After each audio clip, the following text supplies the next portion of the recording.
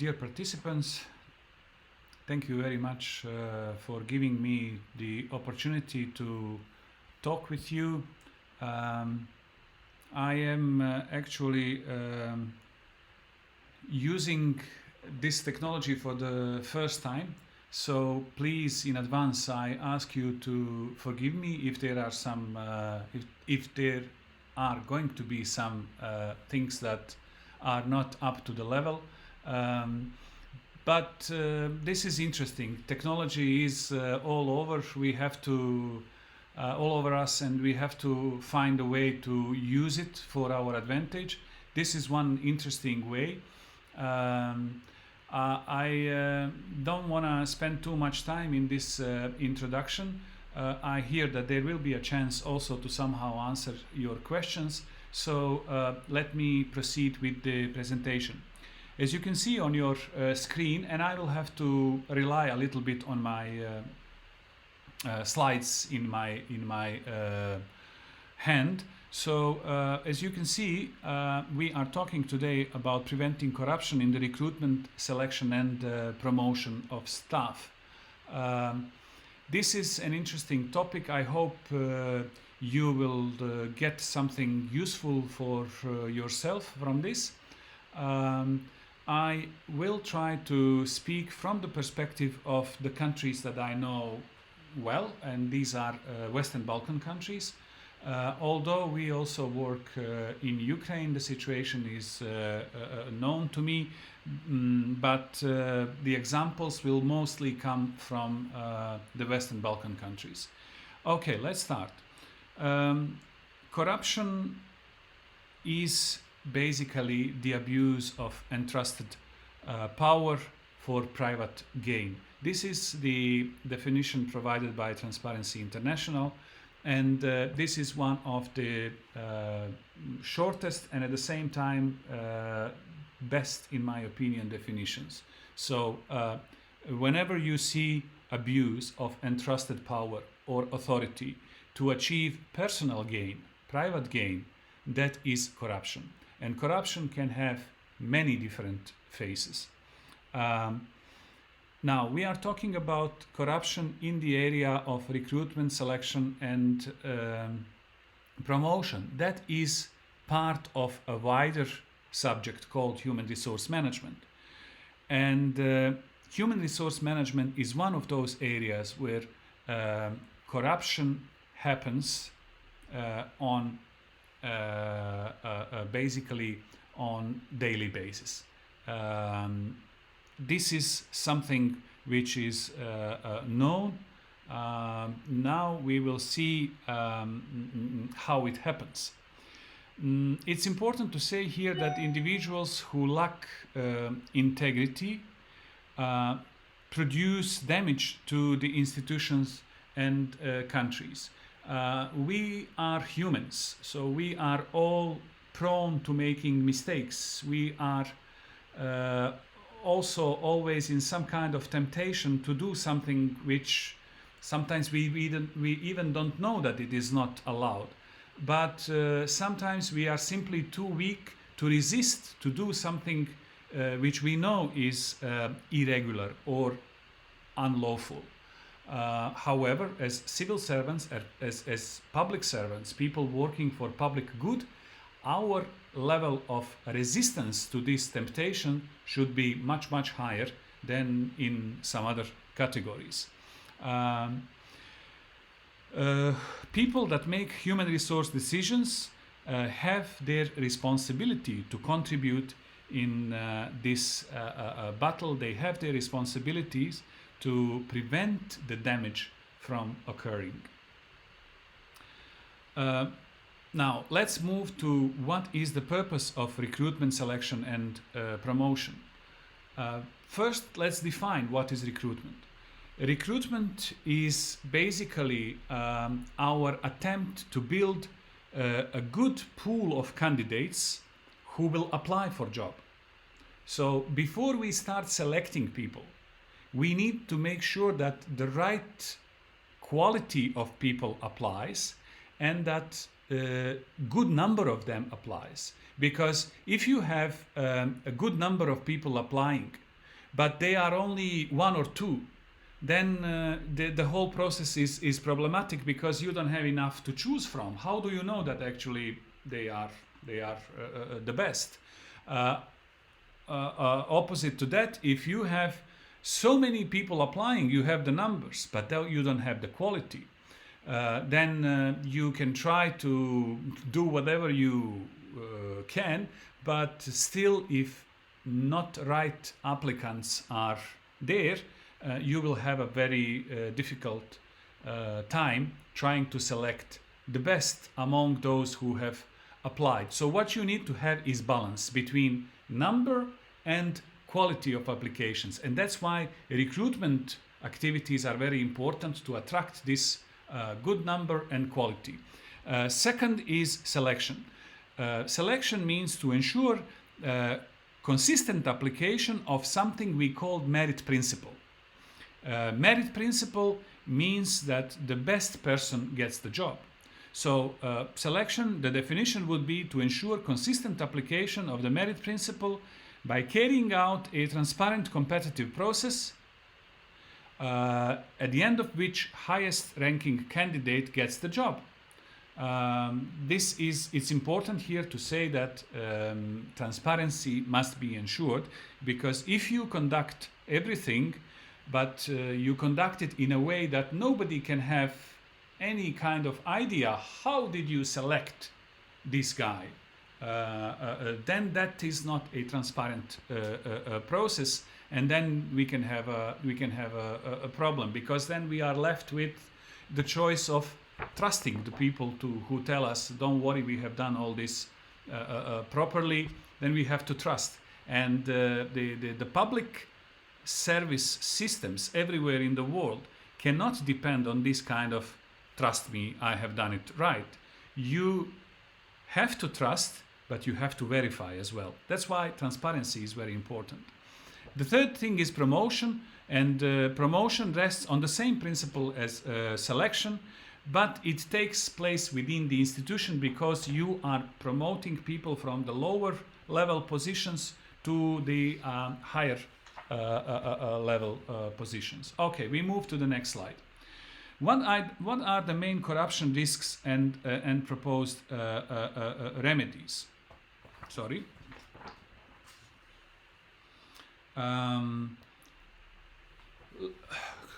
Corruption risks. We have identified, as I said in the beginning, based on SID's cumulative experience. SIDS is our organization. Maybe I should have introduced that at the beginning, but I think you will probably have knowledge of who we are. Center for Integrity in the Defense Sector. We are from Norway, and we work in Western Balkan countries plus Ukraine. And the Western Balkan countries we cover at the moment include Albania, Bosnia, Kosovo, Montenegro, and recently joined North Macedonia. Some of these remedies or some of these recommendations that we will share with you are fairly prescriptive. Like they give you more detailed account of what the recommendation is all about, but they should not be taken as some kind of ready-made solutions, because contextualization is very important. We will give you some hints, let's say, or some directions in which you need to go to find a solution. But please be careful with applying these solutions that we will speak about on some kind of cut and paste basis, because cut and paste is not going to work often, because Ukrainian context is different than Western Balkans. Okay, risk number one, recruiting without a valid reason. This means that decisions are brought at the highest level to go for additional recruitments for reasons that are not necessarily linked to institutional needs. or organizational needs. This is problematic because in the Western Balkans we have big pressure from the politicians who are asking ministers, heads of institutions, I need to employ people that were voting for us, people that were lobbying for us during the election campaign. So how should I do it? You have to give your contribution. So then they say, okay, but then we have to create maybe additional positions within the system in order to be able to accommodate this request. So people go for approving additional recruitments. They even change internal organizations sometimes in order to fit 3, 4, 5 more positions, and then they basically have the space to fit these additional people. So this is problematic, of course, and that is a first risk. So what is the potential solution? What is the potential remedy for this risk? Well, first of all, you have to eliminate legal provisions which allow discretionary decision making. And this recommendation is something which, well, you can see that I am not 100% synchronized when it comes to changing slides as well, and that's why I apologized at the beginning, so now don't complain. We are talking here about something very sensitive, removing the possibility basically from the legislation which give head of the institution, minister, the opportunity to bring this decision arbitrarily by himself, and that is the first step. Eliminate that from the legislation. If you don't eliminate that from the legislation, other things that you are going to do unfortunately will not help you much. So eliminate that. Second thing, introduce the obligation for all institutions to prepare strategic human resource management plan, let's say 3 to 5 years, in which they will state what are their needs. Now, why is this important? This is important because in this 3 to 5 year plan, they have to say which posts will need to be created, why they need to be created, how will they be filled, and third thing is when will they be filled. The fourth, sorry. When will we do the actual recruitment?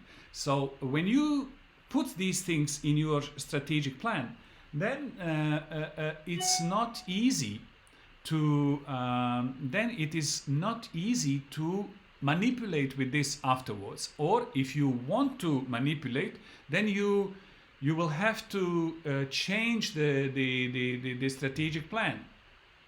Now, if you change the strategic plan for this purpose, then it is visible. So, for instance, when external audit comes, they will immediately be able, and they audit these documents, they will immediately be able to spot that there is something strange going on. Okay. We continue with this remedies. Strategic HR plans need to be scrutinized by competent government institutions using transparent criteria. Then we also have to introduce the obligation for the institutions to prepare annual human resource management plan. I think they are doing it right now in some form. So that if you need to check yourself whether it's good enough or not, the current way it is being done, but any departure from the strategic plan when you prepare the annual plan should be justified.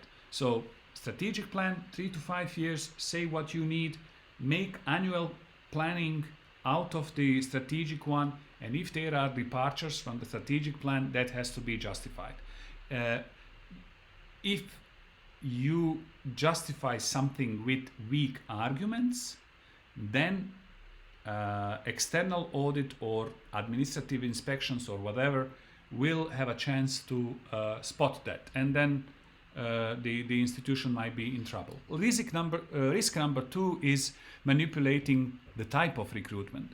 What does it mean? That means bringing a decision to fill the vacant post via internal competition in order to give more chance to the preferred candidate. You know that there are 2 basic ways of doing this internal, in doing this recruitment. You can go through internal way, where only the participants of your only the employees in your institution can compete, or in some cases in the Western Balkans, the whole civil service can compete. But when you do that, you have to have a good reason for choosing the internal. And sometimes in the Western Balkans, ministers say, let's go for internal recruitment because external recruitment is public, so anybody can apply. Institutions think that they have a better chance of getting the preferred candidate if they have a smaller number of applicants, which is logical. So manipulating with the type of recruitment is a risk. What do you do to prevent that? Well, you need to do basically the same thing that I just explained previously, because if you remember in this slide here, we said one thing is how the posts will be filled, and that's very important. So if you want internal, you have to say it in advance, and that usually can be then afterwards that can be checked, and it's making the manipulation less likely.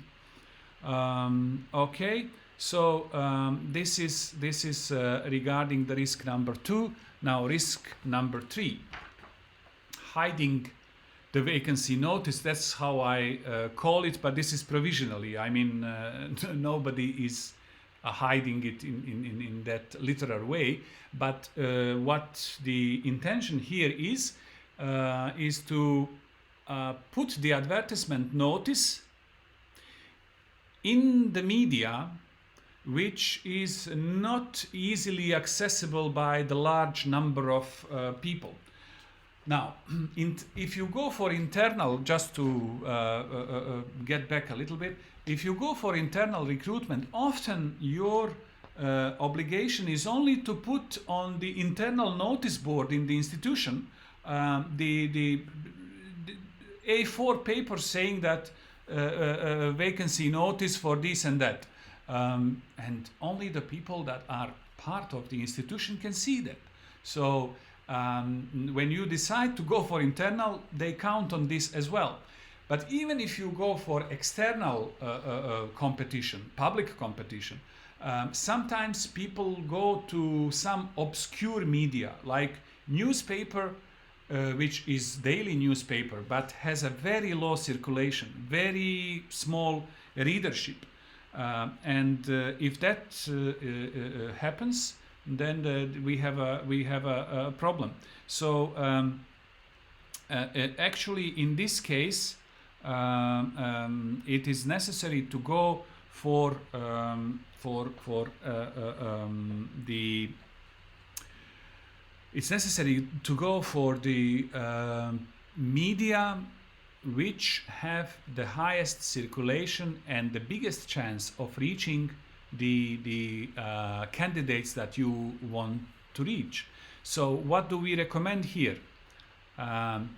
We recommend that you put in place regulation that specifies the following. Where vacancy notice is to be published. Highest circulation newspaper plus main social networks as Facebook, Twitter are, in our opinion, good choices because they are still read. Like highest circulation newspaper, you can go on highest circulation, which means number of visits and hits on the internet, because today anyway it is the internet that matters. But okay, you can also rely on, you know, how many people buy actual newspaper in the paper format. But establishing what is the highest circulation, I think it's better to go for the internet actually readership. Plus, of course, you go for social media outlets like Facebook, like Twitter.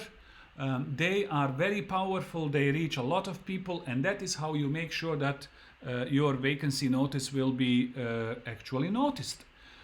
How long will they stay? That's very important, because if you go for less than 10 days, it might be seen as you trying to rush the whole process.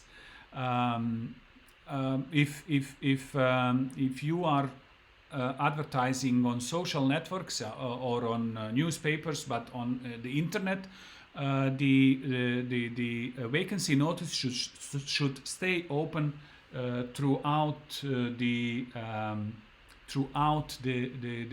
validity of the throughout the length of the application deadline, which means all 10 days, if it is 10 days. Okay, risk number 4 is to rig the selection process. Now this is really getting serious. We are talking here about manipulations which are linked primarily to the composition of the selection committee, but also the type of testing. In the Western Balkans, this is a big problem.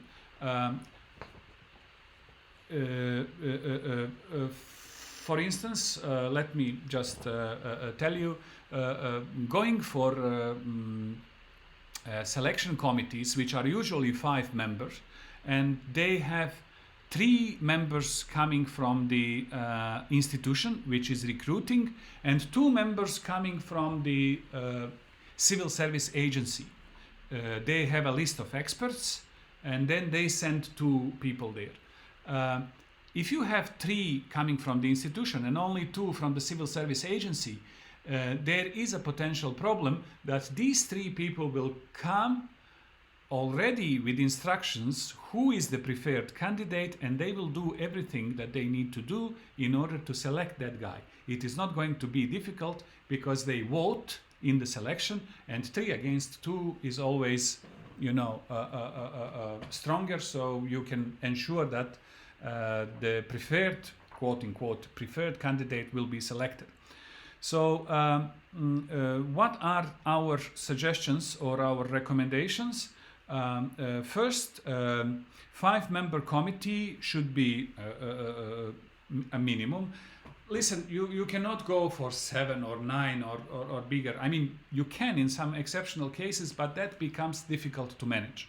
It is become problematic to manage. If you go below 5, you have to have odd number, of course. You cannot go for 4. Then you need to go for 3, and 3 is probably too little.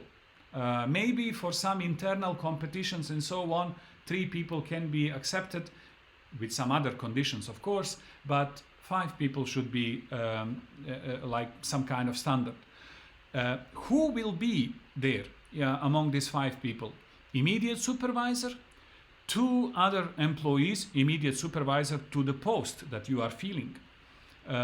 2 other employees competent in the field, but they have to have the post, the rank of their post should not be lower than the one that you are recruiting for, because then it's not fair. You cannot recruit advisory position, for instance, and you are in the panel, you are asked questions by somebody who is at the entry level position. That's not fair on one side, but that's not also good for the institution, because you have to have people who are fully competent and with good experience. Then representative of the HR department, that would be also very, how should I put it, that would be very advisable. and representative of the union or an equivalent of the union. So this composition of the panel may give you a better chance to select, to make a right selection decision. Testing method should consist of two phases: written test and interview.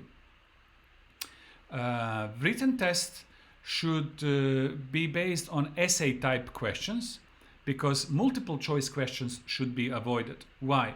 Because multiple choice questions, number one, they are easy to be manipulated with. You can leak easily questions and answers to potential candidates, and that's not good. That is a risk. Second, they don't check your ability to think, to connect information, to come up with conclusions and so on. No, multiple choice questions basically select your they test your theoretical knowledge. And theoretical knowledge is just one aspect of what we are looking for when we are selecting people. So essay type questions are preferred because in the essay type questions you can ask things like, between these two possibilities, which one would you choose and why? And that really gives you, much better idea how good this person will be in the future job. So candidates that don't score minimum of 60% of available points in the written test should be automatically eliminated. Why? Because you are not good for civil service. Civil service needs to employ, since you will be paid by taxpayers' money, civil service needs to strive for having the best people. And okay, we may be clear with the fact that we will not always be able to get 90 or 95% match.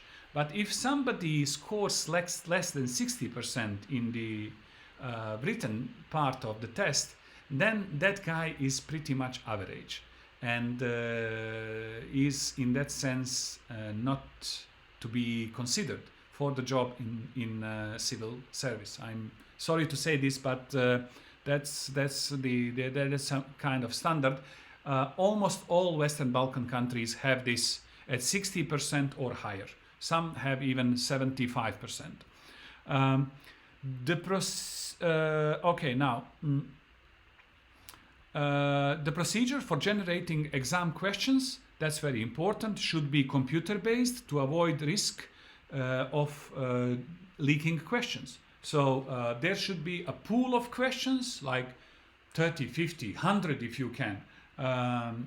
In that area, you put them in the computer and you ask the computer to randomly select 3 or 4 or 5, I don't know how many you are going to have in the end, and to do it, let's say maximum 2 hours before the start of the exam. In that way you prevent leaking of questions. And of course, computer is doing it randomly, so it cannot be that somebody will pick up the questions for the preferred candidate. Assessment of candidates should be done using a predefined and transparent rating criteria. So you all, let's say 5 members of the panel, need to know what they are doing and how what they are looking in the candidates and what they are assessing. And it would be good in the end to have full audio video recording of everything, so that if I feel that that somebody else got the job who was weaker than I am as a candidate, I should be able to take this through the appeal process, and I would like to use the audio video recording to actually see how the person who got the job, how did he do in comparison to me. So that's why audio video recording is very important. We have this happening already in some countries, like here in Bosnia is being done in the selection of soldiers in the army. they are now recording physical exercises, for instance. So if you need to do 100 push-ups, you are being recorded how you are doing it. So there is no manipulation. Risk number 5 is that too much discretion is given in the selection. Sorry, that is our next risk. This is manipulations that stem from the unrestricted authority of the head of institution to make his final selection. For instance, in Kosovo, we have that in some cases where the head of institution can choose anybody he wants. We have that also here in Bosnia, in Montenegro also. Head of institution is given too much power to choose whoever he wants from the list of successful candidates, and then the merit principle is in that way it is completely gone, breached.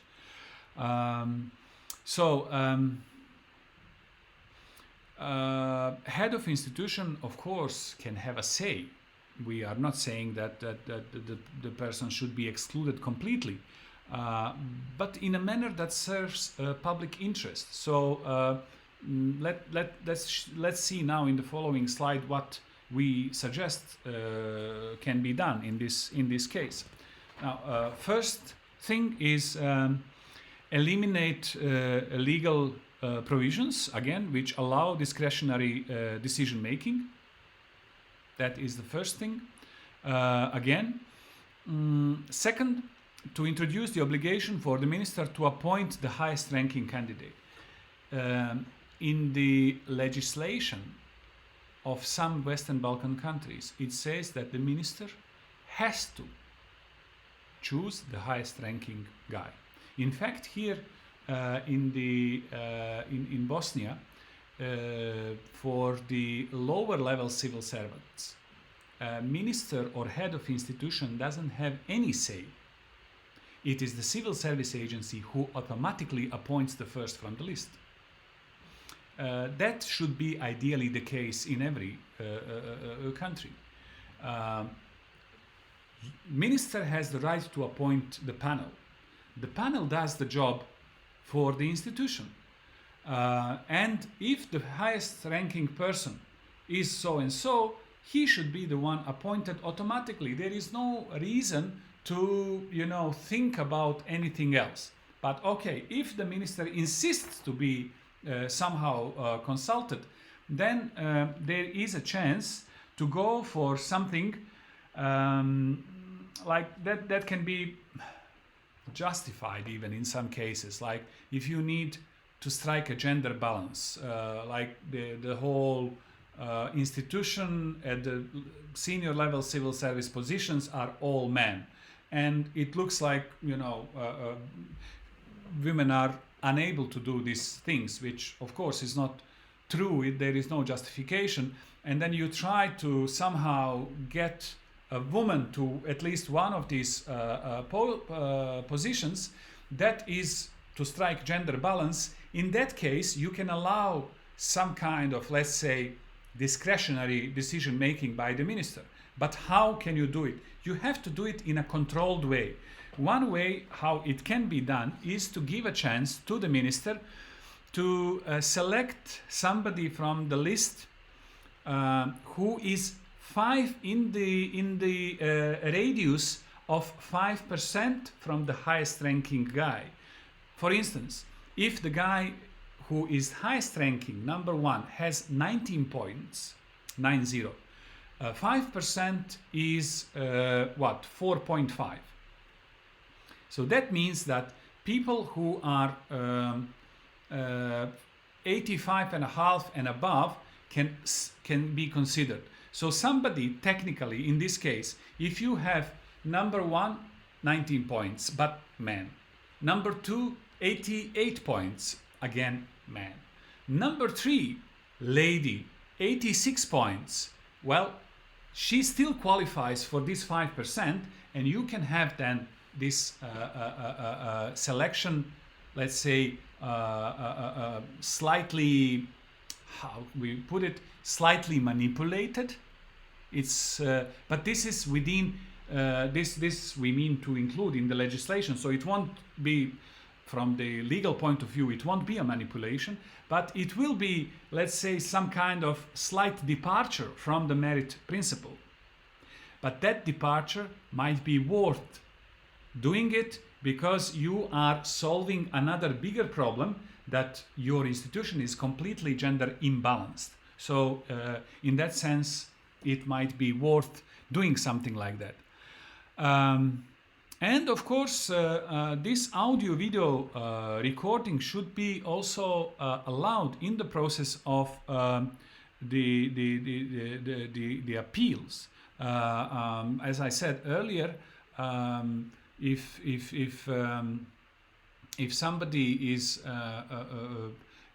unhappy about the final selection, and I want to seek my justice through the appeal process, I would like to have a chance to look at how others were doing and what their tests were saying and how good they were really in the interview. And I would like to, if I don't get the satisfaction in the first instance appeal, I would like to take that material to the court and try to get my justice done over there. So this is regarding the risk number 5, and now we move to the last one, which is risk number 6, and it says too much discretion in promoting. When I mentioned earlier Kosovo, we have an example, unfortunately, there in their police structures where promotion of the senior policeman to the position of lieutenant colonel and colonel is done based on head of police arbitrary decision. He basically receives from his subordinates, he receives suggestions or proposals for promotion of the people that they think are qualified for promotion, and then he looks at those names only and he selects 1 or 2, depends how many of them need to be promoted. No criteria, nothing. And this is problematic, of course. So if you have too much discretionary decision making or too much authority given to the head of institution, then this would be a big problem in the promotion as well. The solution is to apply things that we just spoke about in relation to the risk number 5. So basically this is all I have to show you today. Well, the last thing is this cute picture that I would like to share with you, but actually this is what I have prepared for you today. I hope this was useful. I again apologize if there was anything in this presentation that you wanted to ask and now you couldn't, but I was told that there will be a separate session and that I will be able to take some of your answers. I'm looking forward to that. Thank you very much for your attention.